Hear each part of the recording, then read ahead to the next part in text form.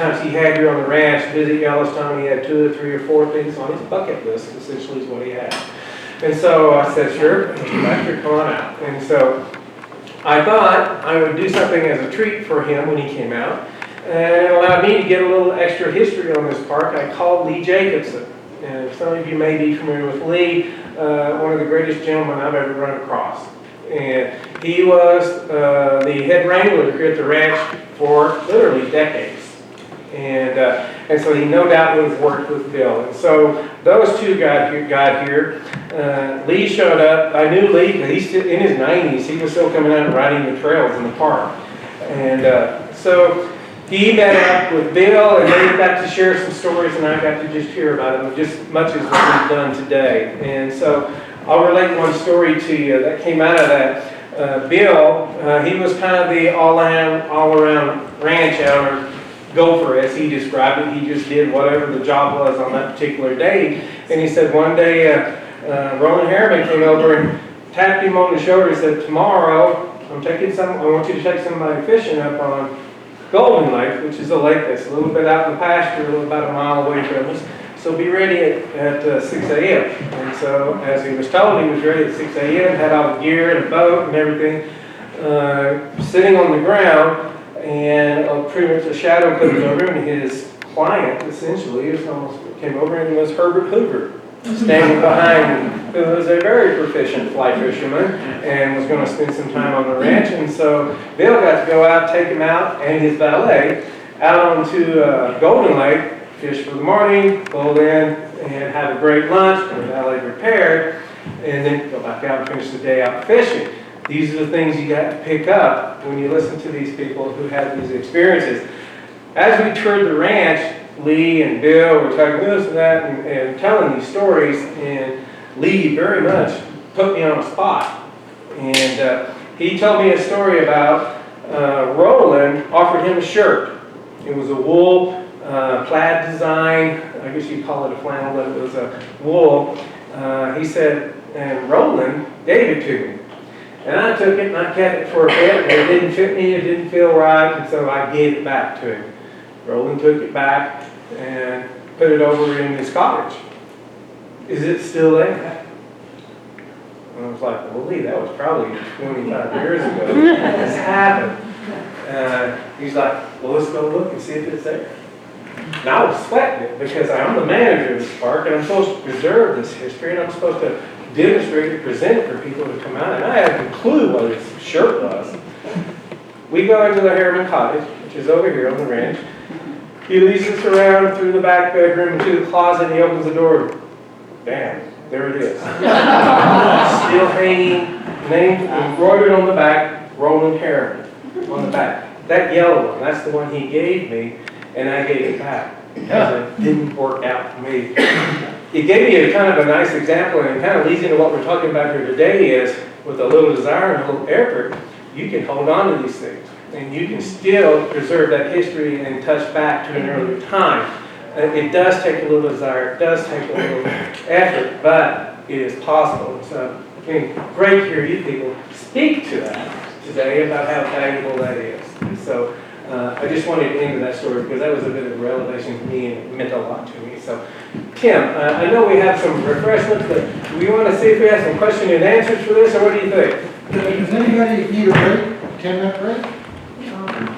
Let's have some Q&A then, and then afterwards we'll have some refreshments and some music. And speaking of music, I forgot to introduce Casey Brostad back here with the beer.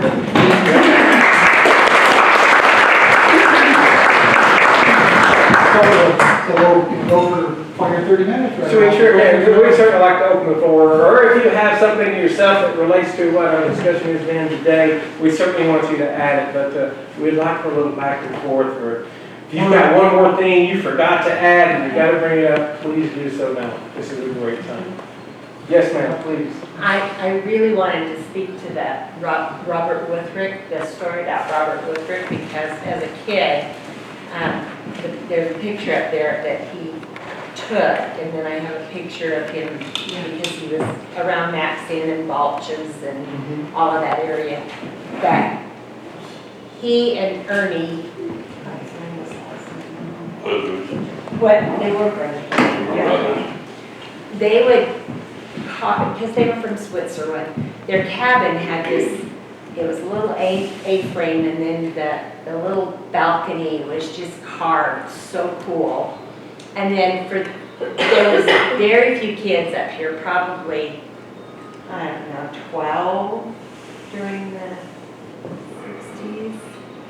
You could name them, you know, from Last Chance up. But they build us these toys, they carve us these toys and give them to us that were handmade toys for us that we thought were. Yes. And the other thing that I thought was always so amazing was they had St. Bernard dogs, and when we stayed at Balch's, we stayed at Kennedy's one year, we stayed at Balch's, we stayed at Evelyn Pond's one year before they got the steak sheds in, but they had these St. Bernards, and they get big boxes and let the St. Bernards pull us in these boxes for rides. There are just so many different characters up here that were just fun. And Chris Shaprock he was a Swiss also. I think he was a Swiss, from Switzerland. Yes, sir, please. I had one more thing I wanted to mention, another story. I was getting a reflection of this board, and it had the Trude siding, which was our rail stop behind the Elk Creek Station. And being that we had a dude ranch, we would take the dudes back to that train stop, which was inactive, but you could get the train to stop. And it would leave the park at about 6 o'clock in the evening. Well, it'd pull into Trude siding about 8. It's getting to be dusk. The lights are on in the train. And my Uncle Gordon McCrae would take a 6-gun and he'd start shooting it in the air. And he'd wave a lantern and the train would stop. Well, these people are looking at one of these gunshots. And what he would do is he'd take a dude's cowboy hat and throw it on the ground, and then he'd shoot a couple of holes in it. Now the guy just bought it for $50, which is $500 now, at Smith and Chandler. Well, the guy is madder than hell at my uncle until he gets on the train. And he's got these bullet holes in his hat, crown and brim, and everyone's buying him drinks all the way to Salt Lake City.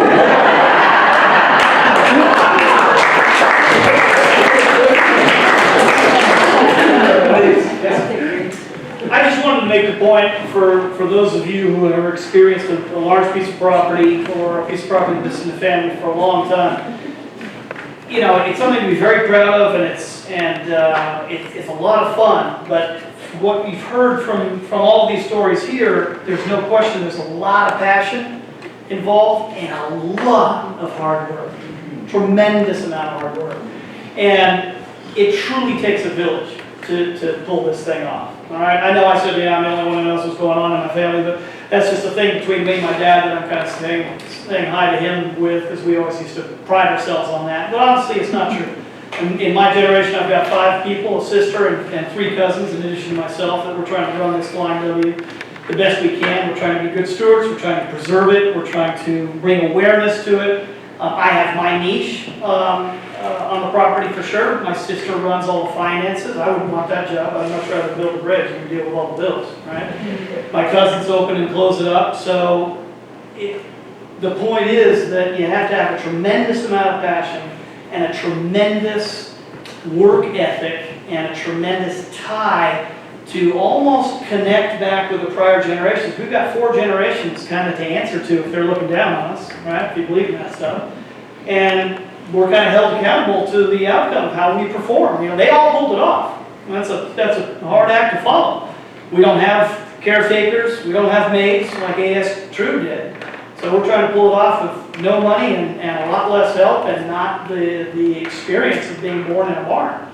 So it's a lot of hard work, and there are systems out there to help you. You know, there's land trust options, there's small plat subdivision options, but they all mean kind of losing the flavor of the ranch in some sense, and that's hard to let go. Nobody likes change. So the best you can hope for is if you've got a family that is willing to work together, regardless of what their locations are, and take time off work. Sandy and I have been out here for 6 weeks doing some projects on the property.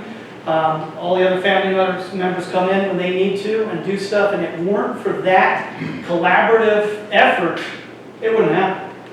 So, you know, if you get a chance to tour one of these properties, there's not one label or one person kind of at the head of this thing. It's a generational, multifaceted effort to keep it going. And in some ways, we've got it harder than they did, and certainly in some ways, they had it harder than we did. And if you don't have unity and family and commonality, man, that's a bear. So I'm very fortunate that my family is involved in that. The other 4 do. I was out of commission for about 3 years helping my mother while she was ill, and these guys were smart enough to put the ranch in the LLC and lock it up for liability reasons and perpetuity and inheritance reasons, and get some real guidelines to help it go down the generational path in perpetuity. Now we just got to figure out how to fund it. You know, it's a big one. But anyway, the point is it's not a single-handed operation. So when you get to meet somebody or tour a property like that, realize there's a lot of generations and a lot of people behind the scenes that are making this stuff fly. For sure. That's certainly the case in our family.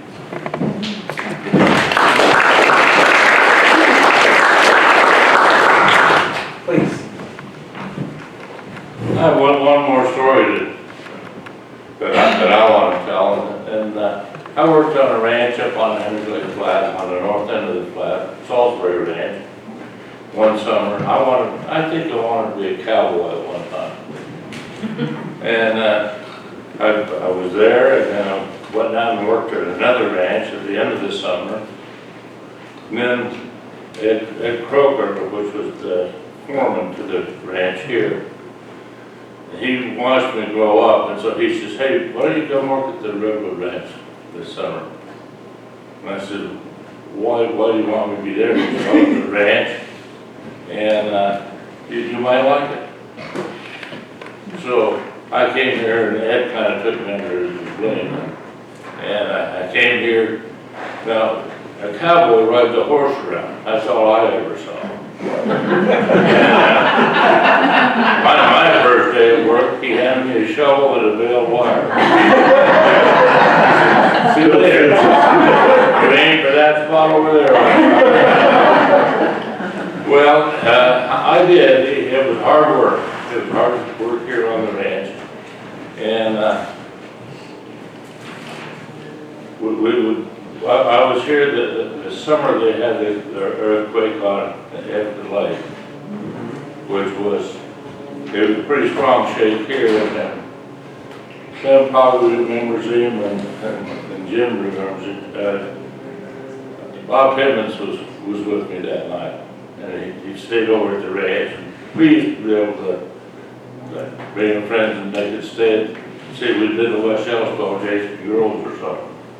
We'd go to, they'd stay there at the ranch with me, and it was the night that the earthquake hit.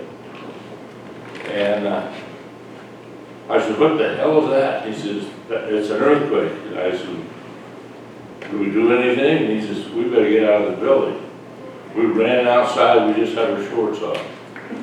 We ran outside, and there was Roland Harriman and his wife, and everybody standing there.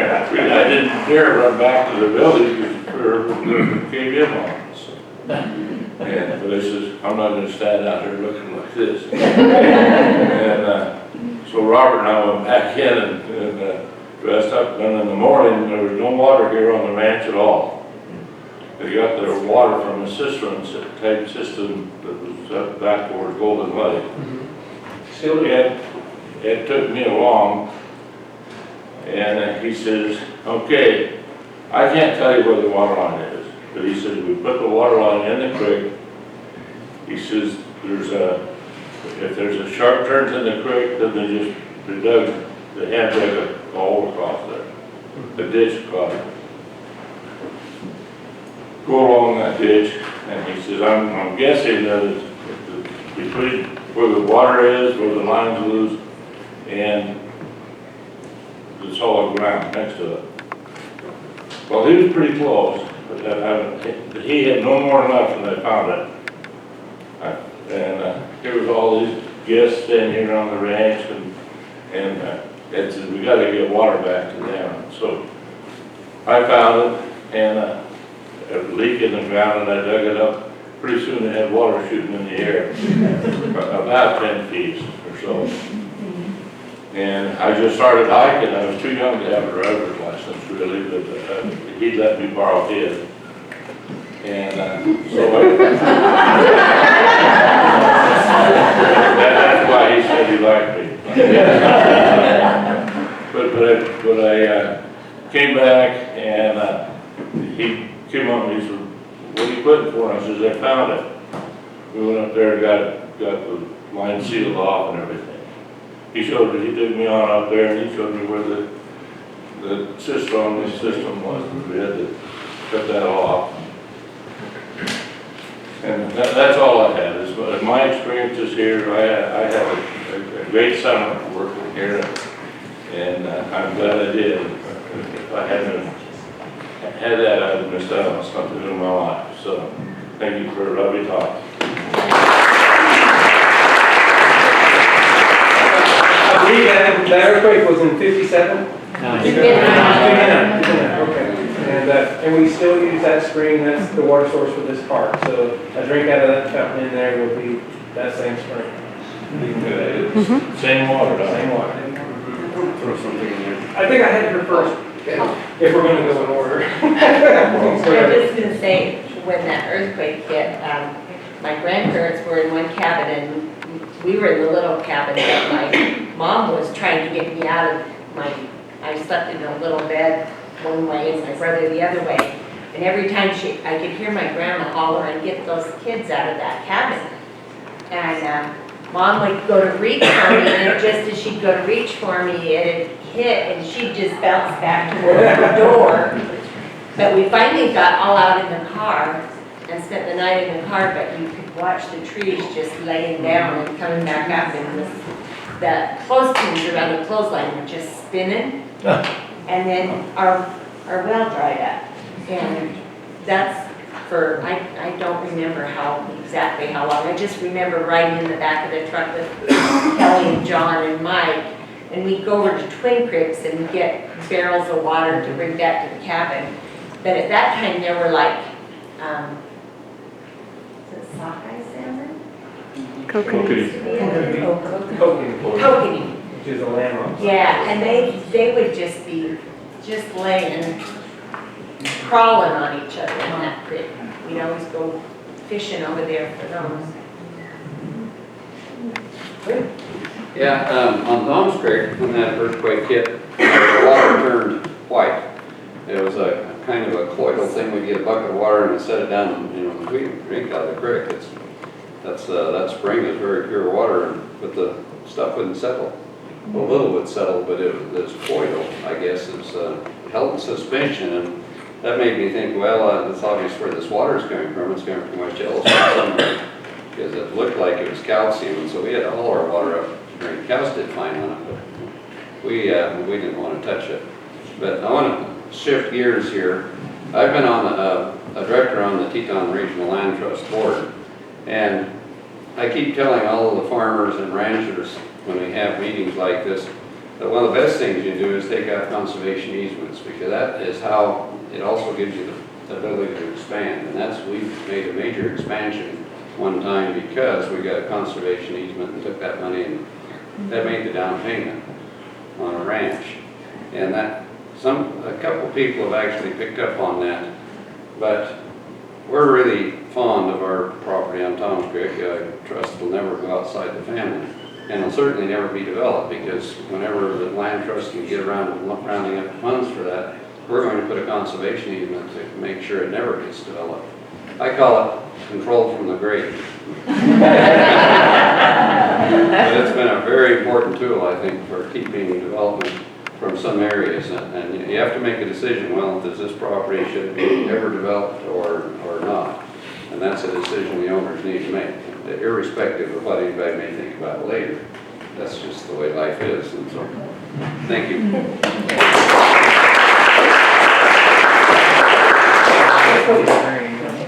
I have an earthquake story too, a couple of things. First of all, my family's a little different from theirs. I had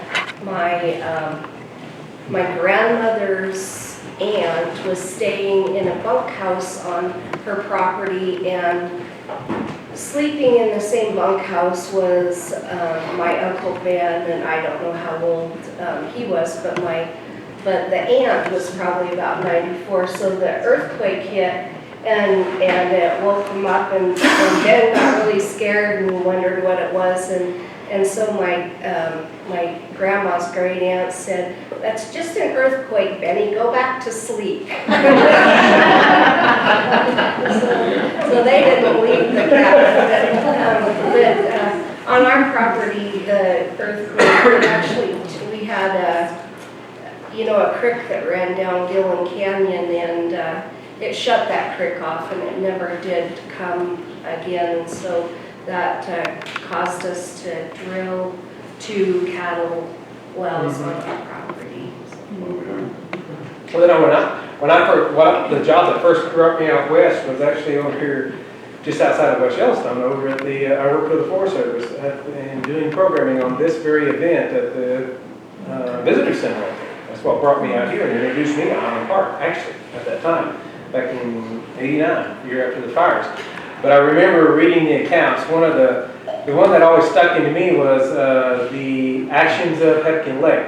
And you've heard about the phenomenon of tsunamis, offshore earthquakes, and you usually get a withdrawal of water, and then water rushes back and floods over areas that were previously dry. The same thing happened to Hepkin Lake too. They call it something different. They call it satiation. But when you have the reservoir and one end drops, obviously the water runs back over there, but it doesn't stay. It wants to come back, and then it starts going through that process of getting to its little equilibrium. And that's what it did. And so reading the accounts of the dam manager over there at Hepkin Lake, now that would have been an awesome place to spend an earthquake, living on that dam right there at Hepkin Lake. But he actually was able to see the water run away, and then would come back and be up 3 or 4 feet. And then it would run away, and then he even timed it. He said in about, if I remember, I may be just making this up, but it seems like around 7 minutes, it would come back, and it would be less. And then it would run away, 7 minutes, come back and be less, and it just slowly diminished. But it was an interesting phenomenon that quake had quite an impact in this area. Anybody else? Yes, ma'am. We were living in South Montana on my ranch. It was from Ashton. It was beautiful. And on the 59 quake, and my brother and I slept on the couch. It was a full-time couch, and we were like end-to-end finding peppers and everything. We were at that age, and it knocked me out of bed. I went and got my mom and woke up my mom and dad. We ended up going up to the main ranch house, and we went upstairs. We took all important papers up to the attic, and we went upstairs, and the guys went and got the cows off the river because they didn't know if it was going to flood or not. And I remember listening, they had the radio on all day long for news, and they played hymns all day long. When the Chalice quake happened, I was living in Ketchum, and I was getting ready to take the kids to school, and I felt the earthquake, and I knew what it was. And I looked out the window, and the pine trees were going like this. You never forget what that looks like. No. And it went into our well water for a little while. But you turn the radio on, and they were playing Carole King's "The Earth Moves Under My Feet."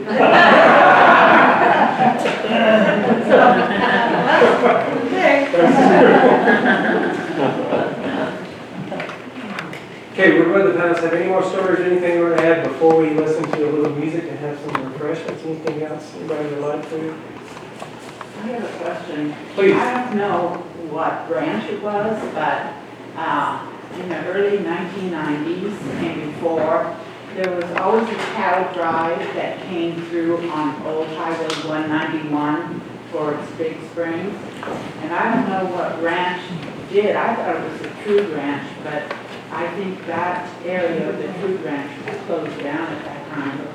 That was before they took the railroad tracks It was out of there. I believe it was Angus, because they had, they would drive their cattle before they had their corrals now, and they use the Big Springs corrals and load their trucks out of there. So I think they just drove them from their property down to Big Springs. And they stopped sometime in the early 1990 doing it, but always in the spring or about end of May or so, I was always excited to see because they go through our property and wander in the yard, but I never knew what ranch it was, so it was neat. It was like the old cowboy days in the cattle drive. Speaking about her cowboy drive, over in the 1960s, they used to have, this is Island Park, and they all get their wagons together.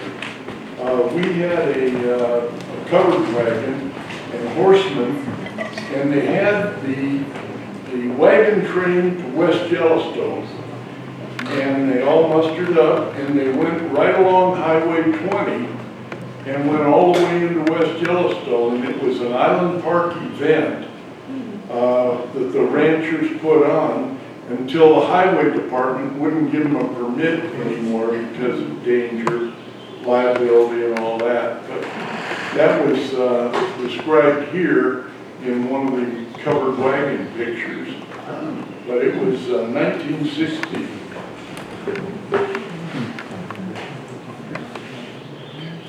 There we go.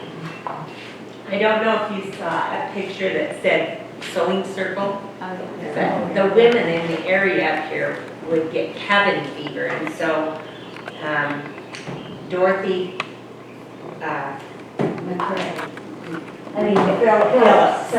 Dorothy Phillips and my mom and Em Whaley and Franson, Neva Franson, and the post office. Who was the postman at the time?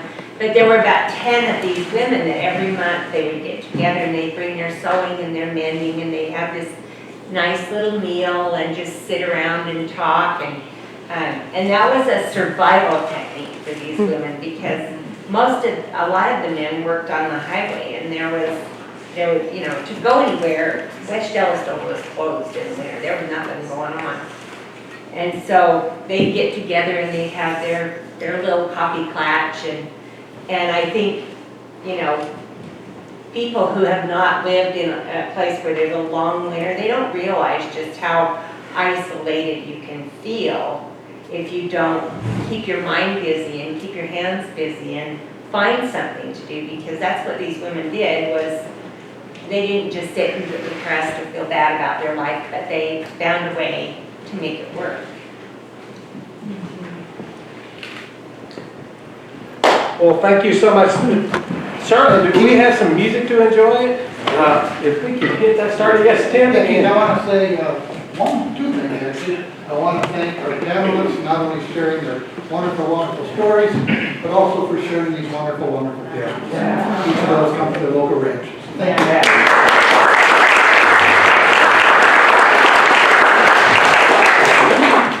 So with that, we'll invite you outside to enjoy a little music outside and some refreshments, and give you a chance to thank these folks for personally for